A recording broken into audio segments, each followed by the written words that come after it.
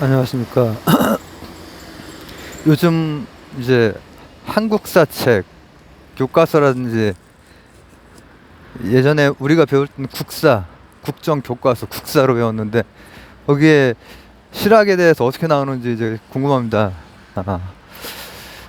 근데 우리 때는 이제 어떻게 나왔냐면 크게 두 갈래로 나왔어요. 중농학파, 중상학파. 지금도 그렇게 나오나? 역사적 해석이나 이런 것이 이제 한 30년 지나고 어떤 거는 조금 이렇게 약간 조정이 되기도 하고 하는데 이제 그 실학 시기 같은 경우에 모르겠네. 한 2, 300년 이 정도 지금의 역사도 100년, 200년 후에 조금씩 또 조정돼서 쓰일 거예요. 근데 오늘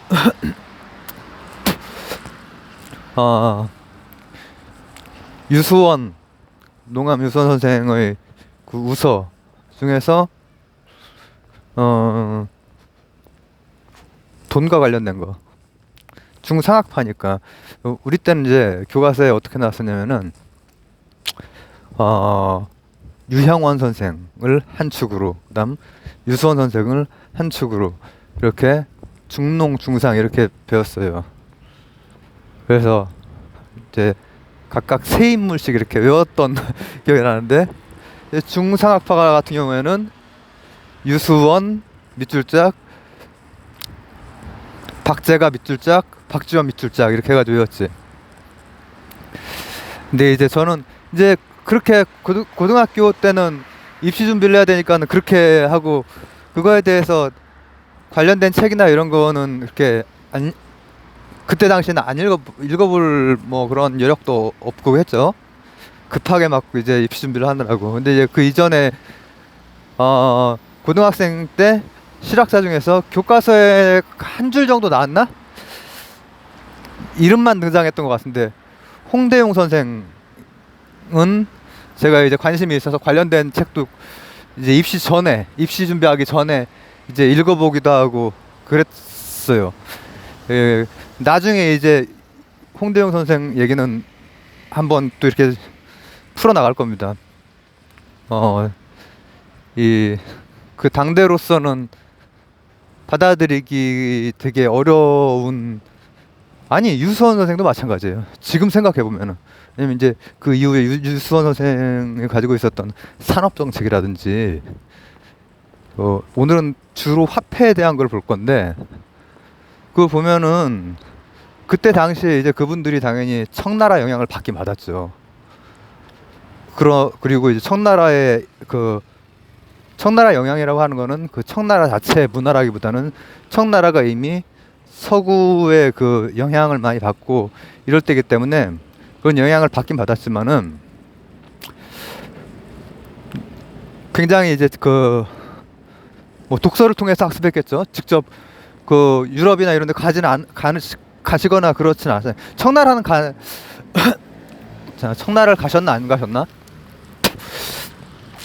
가신 분도 있고 안 가신 분도 있고. 근데 지금 이제 말씀드릴 유수원 선생은 안 가셨던 걸로 제 기억이 나고 홍대용 선생은 청나라에 가셨던 것 같기도 하고. 홍대용 선생은 제가 왜 그때 봤냐면은 거의 그 물리학적 세계관을 받아들이신 분인데 그때 당시로 말도 안 되는 거예요, 사실. 왜냐하면은 이 땅에 하늘이 열린 이후로 늘 우리는 천원지방, 너무나 상식적으로 경험적으로 딱 들어맞는, 가시적으로 하늘이 둥그렇잖아요. 이렇게 땅은 모나게 이렇게 평평하고 천원지방 속에 살았기 때문에 홍대용 선생의 지전설, 이게 그렇지 않다, 빙글빙글 돌고 있다, 지구가 태양 주위를, 그걸 강하게 그러니까 그런 게 들어왔을 때 씨알이 안 막히고 그럴 시기에 받아들였던 분인데 그것이 이제 놀라운 거죠. 왜냐하면은 그분이 독서를 통해서 학습을 하시고 이제 거기처럼 관측이라든지 이걸 뭐 직접 할 수 있는 그게 없잖아, 우리나라에는 아직. 그럼에도 불구하고 논리적 추론으로 그분이 펼쳐나갔던 그 우주관이 지금 관점에서 맞지는 않거든요. 그러나 전체적으로 추론을 통해서 이 우주의 전체가 어떤 식으로 운동을 하고 있고, 우리가 알고 있는 기존의 그 뭐라고 하면 좋을까, 우주관, 천하관, 이걸 깡그리 그냥 그 뒤집어 놓는. 근데 자연과학에서 그런 분이 그 홍대웅 선생이었다면, 그래서 이제 저는 고2 때 막 이럴 때, 고1, 고2 때 그 홍대웅 선생에 대한 거는 읽고 그랬어요. 공부를 안 해서 그렇지, 저 입시 준비를 안 해서 그렇지 책은 많이 읽었거든요.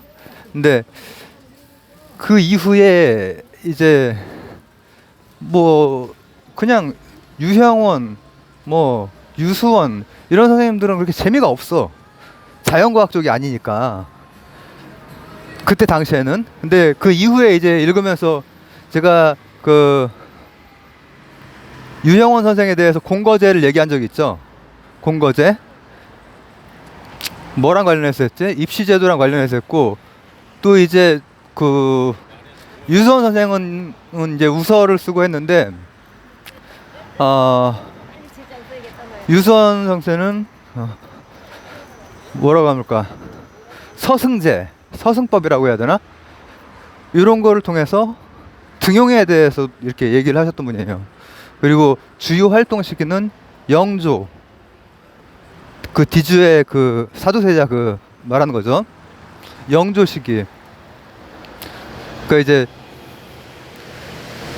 그 앞에서부터 활동을 하셨는데, 처음부터 아주 정말 빼어난 분이고, 이 자연과학에서 그렇게 정말 그 당대 받아들여지기 힘들 정도의 주장을 했던 홍대용 선생처럼 사회과학에서 그 당대, 그래서 그 첫 번째 타자로 나오는 거예요. 교과서의 첫 번째 타자로 나오는 게, 연구자들이 나름대로 이분이 중상학파의 그 맨 앞줄이다 이렇게 생각을 하시는 거죠. 그렇게 판단을 어느 정도 그렇게 인정을 받으시는 거죠. 근데 오늘 볼 거는, 그래서 이 사회과학 중에서도 경제학과 관련된 거, 그때 당시에 홍대영 선생이나 이 유수원 선생이나 영향을 받았을지 모르지만 그걸 소화해서 사리 판단을 본인 스스로 해보고 추론을 해보고, 그리고 거기에서 좀 더 나아가는 데까지 가신 분들이거든요. 근데 이제 유수원 선생을 어떻게 얘기를 할까, 좀 재미있게 얘기를 해야 되기 때문에 처음부터 이야기식으로 좀 하다가 화폐에 대해서 먼저 해볼까요? 제가 언제 얘기한 적이 있나 모르겠네. 이 화폐라고 하는 거는 뭐 종이로 된 것도 있을 수 있고, 그죠? 조개 껍데기도 있을 수 있고, 동전도 있을 수 있고, 가상화폐도 있을 수 있고. 요즘 난리 났죠. 내가 3년 내내 우려했던 안 된다니까. 근데 죄송합니다. 그거 하셔가지고 지금 안 그래도 속상하신 분들은, 그게 젊은 분들이 많이 그거 가지고 까먹으셨을 텐데, 근데 그거 말고 동전화폐에 대한 그게 동양이랑 서양이랑 많이 달라요. 이 재밌는 게 뭐냐면은, 서양은 이 동부가 이쪽과 같은 왕권, 중앙 집권적인 왕권을 가진 그런 왕이 서양에서는 별로 없어요. 별로. 다 왕이야. 다 왕자 공주가 그렇게 많이 나오잖아. 서양의 동화책에서는. 우리나라에서는 왕자 공주가 나오는 순간 조선 몇 대 왕 뭐 문종 딱 이렇게 딱 나와버리고, 공주도 무슨 공주 딱 나와버린단 말이야. 근데 서양은 가문들이기 때문에 그냥 한 집안의 그 아들 딸이 왕자 공주야. 그냥 무슨 가. 근데 그러면 이쪽은 왕권이 세고 이쪽은 왕권이 계속 그냥 동네 그 사만 비슷하게 이렇게 간 거기 때문에 화폐 같은 경우에도 화폐, 토지 이런 것도 이쪽은 강하고 이쪽은 약하고 이렇게 일단 생각을 해볼 수가 있죠. 근데 여기에 이제 하나의 반전이 있어요. 이 서양 중에서도 이제 뭐 주로 어쨌든 그레코로망 이쪽 부분은 일찍이 동전이 정확한 함유량, 정확한 뭐 그 용량, 정확한 형태, 정확한 주형, 정확한 문양 이렇게 원래 나왔어. 막 한 2000 몇백 년 전부터 그렇게 나왔어. 거기는 뭐 제대로 된 왕도 없고 그런데 거기는 상업하기 위해서 이 지중해라고 하는 고속도로가 있고 또 바닷길들 그때 당시에 이미 아주 고대부터 인도에서부터 요 지중해까지 다 왔다 갔다 하면서 그게 다 남아 있어요. 쐐기 문자를 활용해서 나중에는 이제 그게 셈하는데 장사하는데 그리고 세금 걷는데 쓰는 그러다가 동전으로 된 것들이 한 이제 그 청동기 문명 이후에 조금 더 시간이 지나고 나서 동전이 기원전 한 몇백 년 이때부터 정확하게 남아 있어요. 왕권이 개판인 그냥 동네 그 다 집안들끼리 하지만 거래를 해야 되니까. 근데 동양은 다 왕토 사상이고 다 왕이 이렇게 그 하고 국가에서 찍고 이렇게 해도 동전이 우리 동전 뭐 배웠죠? 우리가 제 국사 교과서를 먼저 생각해 보는 거예요. 지금 한국사 교과서는 좀 이제 달라졌을지 모르지만 조선 시대에 숙종이 한번 하려고 했던 거, 고려 시대도 한번 하려고 했고 조선 시대도 하려고 한번 했고 했는데 잘 안 쓰였지. 잘 안 쓰이고 조선 이제 실학자들이 나오는 그 시기에는 전황이라고 해서 돈이 안 돌아. 동전 같은 게 안 돌아. 그리고 이 진시황이 화폐 도량형 뭐 이런 거 통일을 했다고 하잖아요. 근데 서양처럼 엄밀한 그 수준의 그게 아니에요. 왜냐하면 이미 왕이 한번 찍었으면은 약간 이게 크기가 조금 다르거나 이렇게 해도 다 그냥 받아들이는 거야. 다 뭐 우리 그 저기에 중국 거 동전들이 막 그 발견이 돼 명도전이 발견이 되고 하잖아요. 다 제각각이에요. 크기가. 서양에는 그거보다 더 이전에 나온 그 시기는 뭐 그렇게 큰 차이는 안 나겠구나. 더 이전이라고 볼 수는 없겠구나. 거의 엇비슷한 시기에 나왔던 동전들이 완전히 지금의 동전처럼 그렇게 나와 있는데 동양은 뭐 중국에서 만든 거, 일본에서 만든 거, 우리나라에서 만든 거 다 그냥 제각각이야. 이건 일단은 기술적으로도 그쪽은 주형. 우리 중학교 때 기술 시간이 있었는데 기술.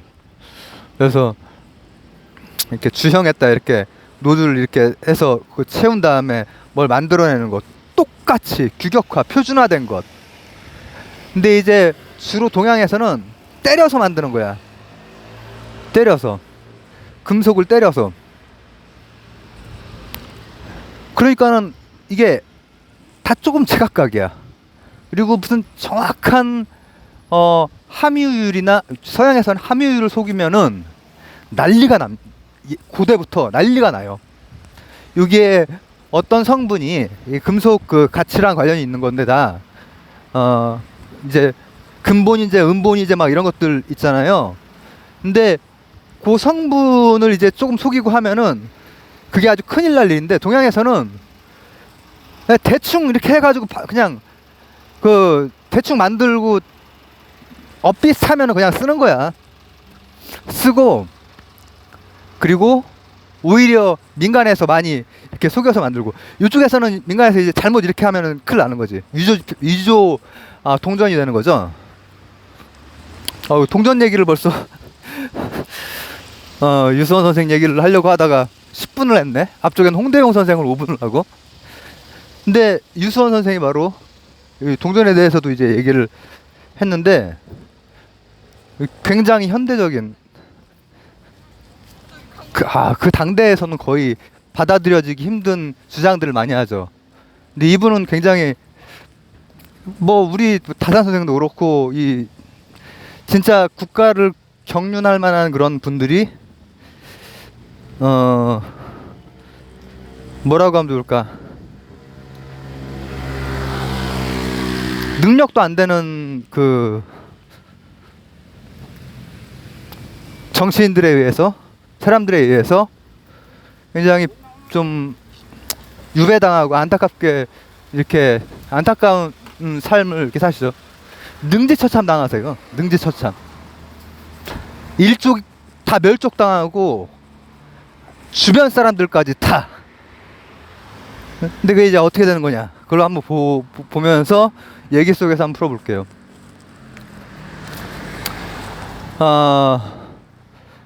18세기 이때 경종 시절, 이때 이분이 급제를 하고 이제 관직 진출을 하는데 상소를 처음부터 센 거를 썼어요. 지금으로 치면은 국무총리를 에 대해서 신랄하게 비판하는 상소를 썼어요. 그리고 나서 바로 쫓겨났죠. 영의정, 그때 영의정인가 자의정인가를 까요. 그 이제 20대 근데 뭐 똑똑하고 막 아주 방책이 많고 한 그런 이제 젊은 능력 있는 능력자지. 근데 그리고 나서 우서라고 하는 것을 이제 뭐 유배를 당하고 이렇게 하면서 우리가 이제 들어본 적이 있는, 같이 외울 때 밑줄 치면서 같이 외웠던 유수원, 우서, 유형원, 반개수록 뭐 이렇게 했던 거 있잖아요. 뭐 정약용, 삼표 이렇게 그거를 쓰는데 거기에 입소문이 난 거야. 보통 똑똑한 사람이 아닌데? 진짜로 국가를 경영할 만한 사람인데? 라고 하는 게, 근데 그러면서도 너무 놀라워하는 거야. 이거를 본 지식인들이 왕한테까지, 이제 영조에게까지 그 소문이, 입소문이 가게 되는데, 너무 놀라운 발상인 거야. 그래서 제가 지금 앞쪽에 홍대용 선생 얘기를 한 게 뭐냐면은, 홍대용 선생도 그 당시에 받아들여지기 어려운 그 주장을 한 거거든요. 그게 진실이고, 그게 뭐 고정된 진실이라기보다는 그게 더 제대로 된 모델, 더 정합적인 모델이고 이런 거라고 해도, 아니 아무리 봐도 하늘이 둥그렇고 땅이 평평하구만, 뭐 지구가 빙빙 돈다고 헛소리를 하니까.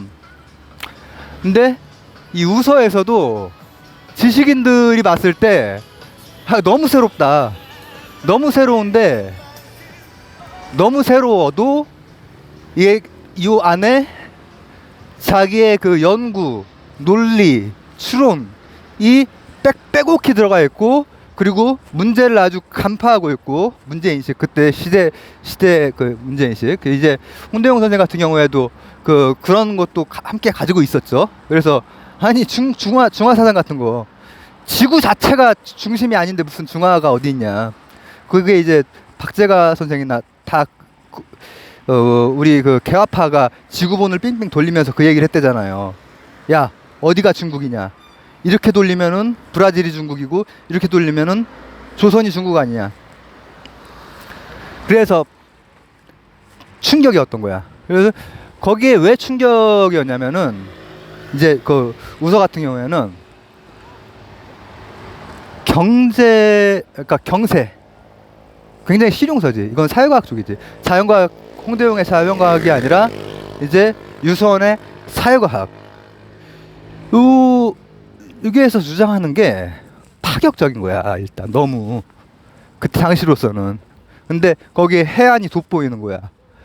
그리고 그게 우서라고 하는 게 질답 혼자서 이제 질문 답변식으로 이제 이어져 나가는 그런 건데, 경세를 위해서 쓰는 거지만 이게 실행되지 않을 것을 알고 있다.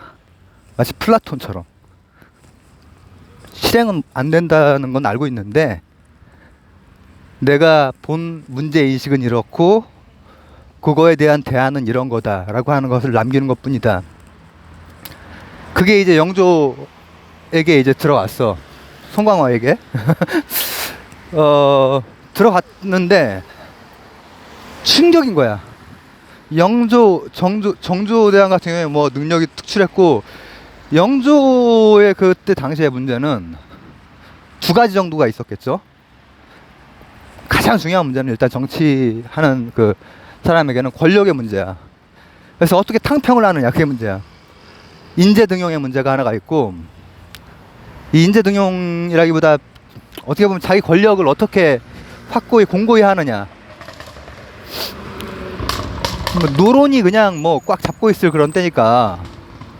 근데 이제 우리가 정조의 탕평과 영조의 탕평을 교과서에서 이제 배우고, 뭐 그 이후에 교양서적에서 배울 때, 영조 같은 경우에는 한 방에 이렇게 왔다 갔다 이렇게 많이 했다 이렇게 배웠잖아요. 근데 영조가 실제로는 그 우서에 제가 그 말했던 서승법, 서라고 하는 거는 질서 있게 승진시킨다라는 거야. 재밌죠?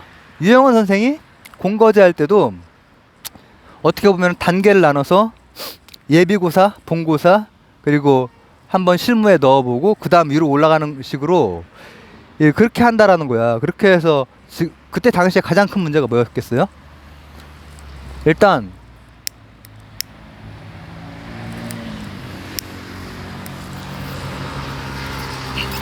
우리 그 왕권과 신권 사이에서 왕조 국가에서 왕권이 센 게 맞아요? 신권이 센 게 맞아요? 그 쉬운 문제가 아니죠. 우리는 왕조 국가를 우리 세대는 겪어본 적이 없고 공화국에 살고 있으니까. 공화국은 시민한테 주권이 나오는 것이고, 왕정은 왜 이제 고종 그때 그거 하나로 나라가 날아갔냐면, 왕정은 왕에게 주권이 있어요. 그렇기 때문에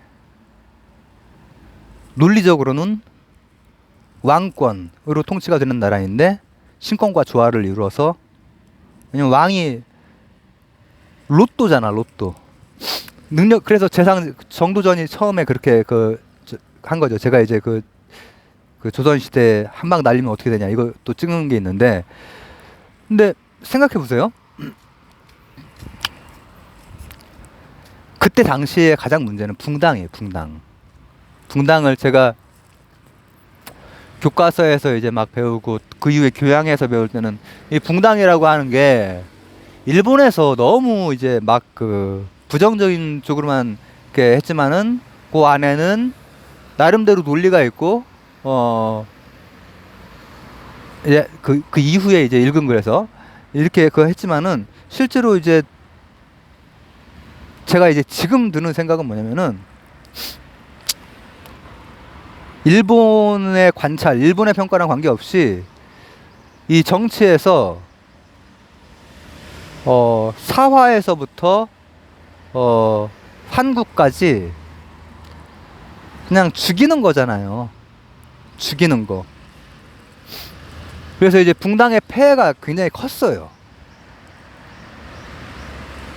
지금도 뭐 정권이 바뀌고 하면은 뭐 이렇게 감옥에 가고 막 그런 게 많이 있잖아요.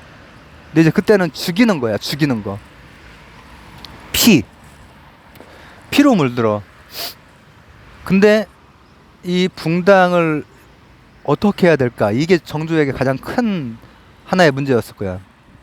그 다음에 이제 부국, 경세 이게 될 텐데, 일단 붕당에 대해서, 서승제에 대해서 이제 이 말이 좀 맞는 것 같다. 실제로 영조가 한 것은 서승제처럼 이렇게 하진 못했죠. 못했다고 봐야겠죠. 탕평 8을 만들었다 뭐 이런 평도 있잖아요. 근데 이제 그 서승제대로 하기가 굉장히 어려운 상황이었지. 왜냐면 그때 이미 그 붕당이 굉장히 그 사색이 굉장히 강했고, 특히 이제 그때 노론, 그 안에서도 이제 노론 소론이, 이제 우리 그 유수원 선생은 소론 쪽에 속했고,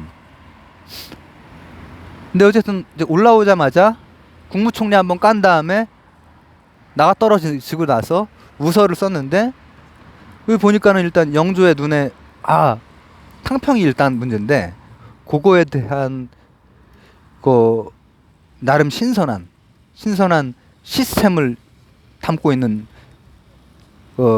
사람이다. 이분이 이런 여러 고초를 겪으면서 규모거리가 돼가지고 영조가 말을 하면은 이제 필답을 하고 이렇게 하셨대요. 그리고 또 하나는 오늘 이제 주로 보려고 하는 이 30분이 다 됐네. 노동이다. 경제정책인데, 이 경제정책에서 이분은 산업진흥책을 쓰지 않고서는 안 된다. 지금 청나라가 지금 그나마 잘 나가는 게, 청나라가 이제 우리가 계속 무시하던 그거잖아요. 근데 청나라가 이제 그 즈음에는 잘 나가다가 조금 지나고 나서 와장창 한 그 이후로 이제 유선 선생이 그 봤던 그 청나라 그 이후에 서세동점이 한 세기 정도 후에 이제 되면서 와장창 망하죠. 그렇지만은 이제 청나라는 나름대로 중화라는 게 이제 거기에서는 뭐라고 하면 좋을까?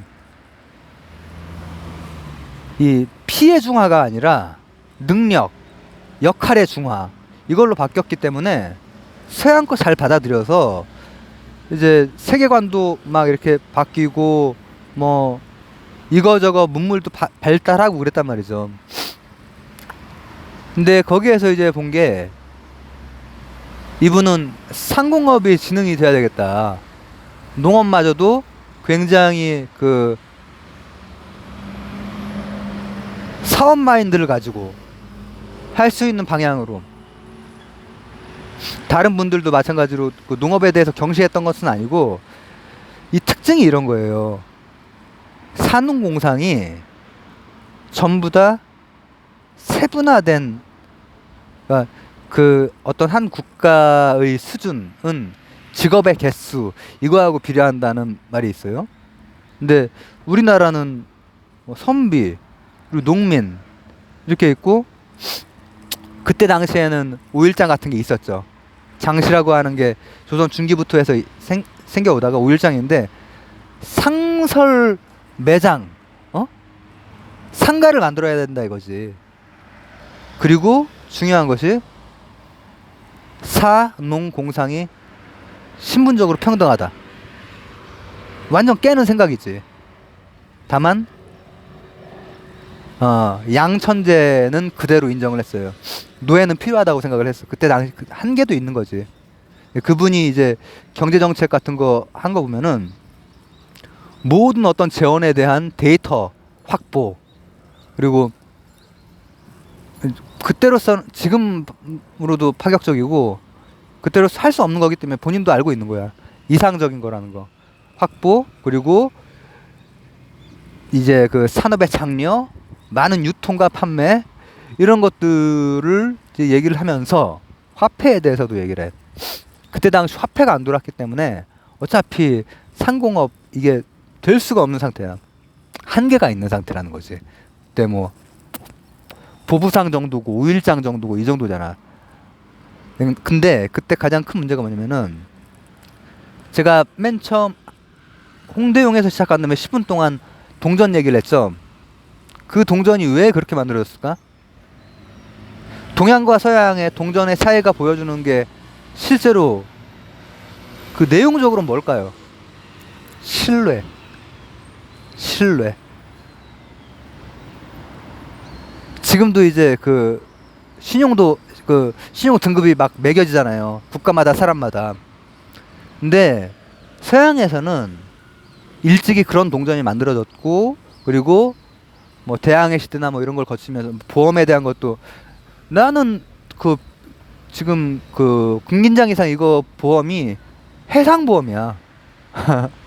왜냐하면은 대항해 시대와 보험 금긴장 이상 이 제목으로 제 채널에서 검색해 보세요. 서양에서는 그런 식으로 신뢰가 형성이 됐고 은행이 생기고 주식회사가 생겼는데, 우리는 동전이 일단 안 도는 게 동전에 대한 신뢰가 없는 거야. 아무 데서나 만들고. 근데 이분의 파격적인 것은 뭐냐면은, 동전은 국가에서 정확한 사이즈, 정확한 규격으로 딱 정해진 곳에서 하는 곳을, 그 기관을 만들고, 또 전황이 발생하지 않게 늘 일정한 만큼을 찍어야 된다. 되게 현대적인 개념이야. 현대 경제학자 같은 그런 개념을 제시를 한 거야. 일정하게 그 통화가 유통될 수 있게 계속해서 일정한 부분을 찍어 나가야 된다. 근데 문제는 뭐냐? 돈이 안 돌아. 쌓아놔. 처음에 나올 때는 인플레이션이 막 되고, 그리고 나서는 쌓아놔서 전황이 돼. 그리고 사적 주조를 해. 왜냐하면은 국가에서도 다 대충 만들기 때문에, 서양처럼 안 만들기 때문에 사적 주조를 해. 그러면 이제 이걸 엄벌에 처하고 막 사용하고 막 이렇게 해야 된다, 이게 아니라, 이 유수원 선생의 아주 유연성이랄까? 그 사람들이 저 위주범들이잖아. 위주범들의 동전을, 그 동전에도 다 그 함유된 그 가치들이 있잖아요. 그래도 금속이 얼마간을 주고 사라는 거야. 실제 그 당대 문제를 해결하기 위한 방책이 빼곡히 들어가 있으면서도 굉장히 이상적인 경제론이죠. 그러니까 보통 화폐 위조범들을, 그분이 능지처참을 당했는데 화폐 위조범들을 능지처참을 해야지, 원래대로라면. 근데 그게 아니라 그 당대에 전황이 계속 오고, 그리고 화폐는 제멋대로이기 때문에 쉽게 위조가 가능하고, 이 상태에서 근데 그때 화폐가 이제 금속이 들어가 있으니까 주석 같은 거가 그 값을 주고, 야 엄마 이거 가져가 해서 이걸 가지고 제대로 화폐를 만들어야 된다는 거야. 서양의 고대부터 아주 있었던 정확한 성분, 질량, 모양, 문양이 되어 있는 표준화된 것. 그래야, 그게 있어야 그분이 생각했던 경제활동, 활발한 교류, 상설시장, 그리고 어떤 상업종 농업, 여기까지 갈 수가 있는 거야. 그래서 이분이, 제가 지금 크게 본 게 하나, 이제 영조가 그래서 이렇게 쓰려고 했고 많이 이렇게 했는데, 나중에는 어쨌든 이분이 소론 쪽이었고, 노론에 의해서 결국은 일족이 다 멸한 분인데, 가장 이제 영조가 뭔가 마음을 이렇게 빼앗았던 것은, 탕평의 방법이 시스템적으로 이렇게 갈 수 있을까? 있을 것 같다. 매력적이다. 이걸로 마음을 뺏은 거지. 그래서 등용이 돼서 여기저기 뭐 했어요. 하기는. 그러나 결국은 좀 하다가, 정약용 선생도 정조 때 그렇게 하다가 나중에 이제 그렇게 됐잖아요. 근데 그거보다 더 중요한 것은, 이제 그런 걸 하는 이유도 사실은 잘 먹고 살기 위한 거야. 그렇기 때문에 신분제도 그때로서는 상당히 파격적으로, 산업공상의 분업, 애덤 스미스요 완전히 분업, 게다가 그렇게 되고 나서 5.1장 같은 것도 상설 이 상가 지역이 만들어지는 거지. 상가 지역이 만들어지면 뭐해? 돈이 거래가 안 되는데 신뢰가 없는 거야.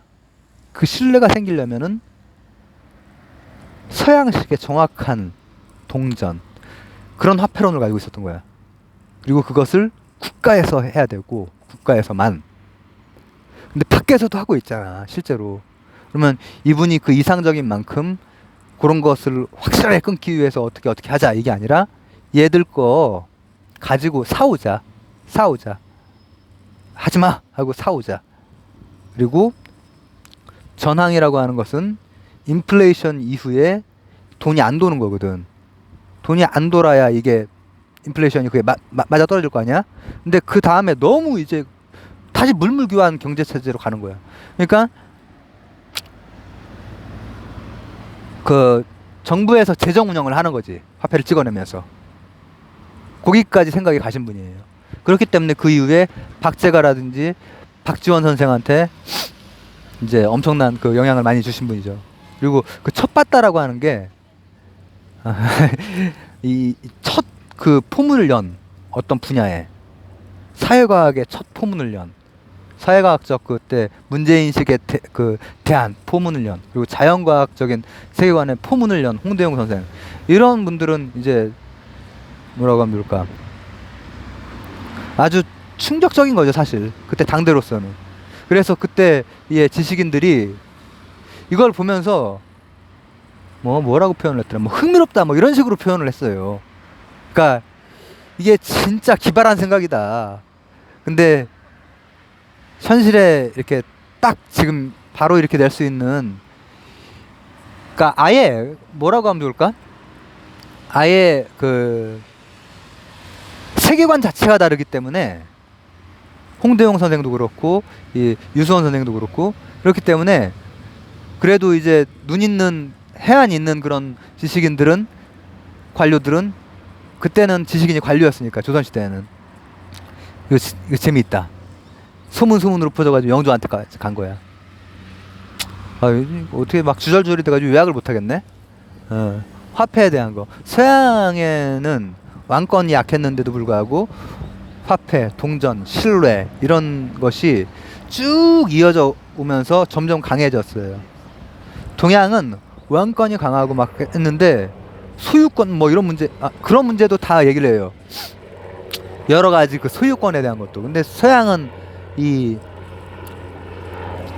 중세에서 근대로 넘어오는 사이에 그 소유권의 문제가 다 해결이 되거든요. 다 피로써. 베스팔렌 조약이 그 소유권, 종교전쟁이 소유권, 그리고 신념의 자유 이런 전쟁이었단 말이죠. 근데 여기에서는 일제시대에 와서 아직까지도 그게 안 돼 있으니까 다 뺏긴 거 아니야.